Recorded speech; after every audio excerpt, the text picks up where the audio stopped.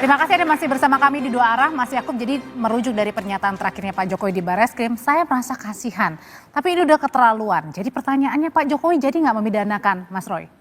Ya sampai sekarang sih kami masih pada prinsipnya kami Mbak. Jadi belum ada rencana kami untuk mencabut laporan apapun. Karena kan ada dua perkara ya Mbak. Yang pertama kemarin Barreskrim di mana Pak Jokowi dituduh ijazah palsu.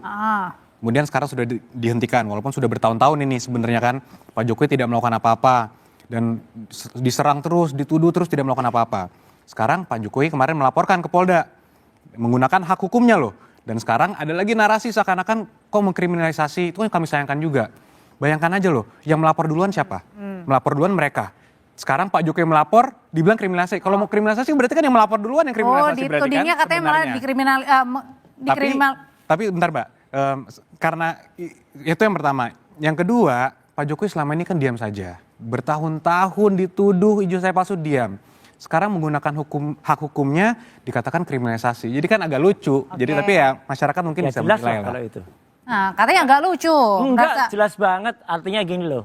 Oke lah pasal 310, 311 itu pencemaran baik atau fitnah, kemudian 27A ya. Itu mungkin masih bisa itu debatable. Tapi dipakainya pasal 32 dan 35, saya berulang kali mengatakan 32 dan 35 itu pasal untuk ketika Undang-Undang ITE itu dulu dibuat.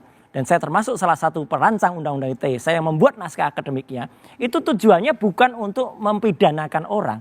Itu tujuannya untuk kalau ada orang melakukan transaksi elektronik dengan alat bukti yang palsu, maka ada transmisi elektronik, ada mengubah, itu kemudian dia dipidana dengan 32. Atau membuat sesuatu yang tidak benar, menjadi benar.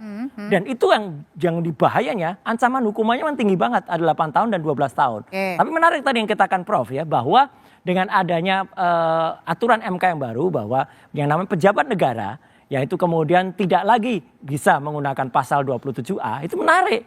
Pak Jokowi itu sekarang adalah Dewan Pengarah di Danantara, pakai uang rakyat juga gajinya gitu. Dan dia tidak boleh sebenarnya menggunakan pasal itu karena bukan sebagai rakyat biasa lagi. Jadi ini memang benar banget ya, seorang yang masih pejabat negara mempidanakan rakyatnya. Nah itu sebentar, itu saya harus klarifikasi dulu. Di situ bahwa Pak Jokowi dibilang seakan-akan adalah pejabat negara sebagaimana dalam putusan MK itu. Mas? Nah itu salah, itu saya sebutkan salah besar ya. Karena contoh Dewan Pengarah Danantara, ada Ray Dalio di situ. Jadi Ray Dalio pejabat negara Indonesia Mas? Loh bukan, kalau itu kan dia orang asing. Ya bukan, itu kan itu ada keputusan resminya. Seorang Indonesia, Pak Jokowi itu warga negara Indonesia atau enggak? Pak Jokowi itu warga negara Indonesia atau tidak? Jadi ada caveatnya di situ gitu ya. Jangan dibelokkan. Enggak, Pak dan Jokowi tentu ya sudah bukan warga negara harus Indonesia. saya klarifikasi juga Mbak Audrey bahwa putusan MK-nya kalau dibaca dengan betul silakan mungkin teman-teman mahasiswa di sini setelah ini baca pertimbangan hukumnya semua di situ. Lembaga sebetulnya. Yang tidak boleh itu adalah lembaga. Karena lembaga negara tidak punya kehormatan. Betul sekali. Ini Pak Jokowi secara pribadi yang merasa bahwa dia dicemarkan nama baiknya, difitnah dan dia melaporkan sebagai pribadi. Jadi itu clear di situ Mbak. Sebetulnya yang penting lagi adalah sebetulnya apa yang dicari pelapor ini kan. Apa sebenarnya nih? Apa yang sebenarnya dicari? Termasuk Jokowi juga pelapor kan? Apa yang dicari? Kan mencari keadilan kan. Hukum tanpa keadilan kan seperti luka tanpa obat. Itu kan sangat sedih bangsa kita ini. Kemudian berdebat, kemudian beradu di pengadilan, saling mempidanakan tanpa ujung keadilan buat bangsa dan negara. Karena satu sisi ada yang merasa keterlaluan, satu sisi ada yang merasa lagi ini dikriminalisasi. Ini jadi gimana biar kasusnya selesai? Ya kalau pasal-pasal hukumnya itu diselewengkan, tidak digunakan tujuannya, yaitu kriminalisasi jelas. Apalagi, ya gini, pasal itu untuk transaksi elektronik, Ya clear. memang sebenarnya undang-undang itu dulu katanya ada legislative error, ada kesalahan penyusunan undang-undang. Jadi ini undang-undang administratif, tapi menunjukkan pidananya. Satu sisi ada yang merasa keterlaluan, satu sisi ada yang merasa dikriminalisasi. Ini endingnya gimana? Kalau kami kan Mbak, tentunya tidak pakai perasaan. Kalau kami dari pelapor kan tentunya memiliki hak hukum ya. Ini semua pelapor pun memiliki hak hukum untuk melaporkan suatu peristiwa dan melaporkan hal-hal yang ini diduga tindak pidana apa itu hak hukum. Seperti juga laporan Barreskrim mereka melaporkan apapun itu merupakan hak hukum. Nanti kita serahkan pada para penyelidik dan para penyidik untuk menilai kira-kira terbukti atau tidak. Kalau terbukti akan ditingkatkan ke penuntutan dan pemeriksaan persidangan. Begitu. Oke. Kalau gitu pertanyaannya ke Pak Susno, ini endingnya mau kemana nih? Apakah harus memang di pengadilan atau ini kan masih ada mediasi atau saya perdata nih di Solo? Iya, sudah ada pengadilan di Sleman, di Solo ya. Juga sudah ada. Saya sependapat dengan Profesor bahwa endingnya itu adalah di keadilan. Bisa keadilan itu didapatkan kalau paling panjang jalannya itu di pengadilan. Pengadilan pun masih panjang sampai ke PK.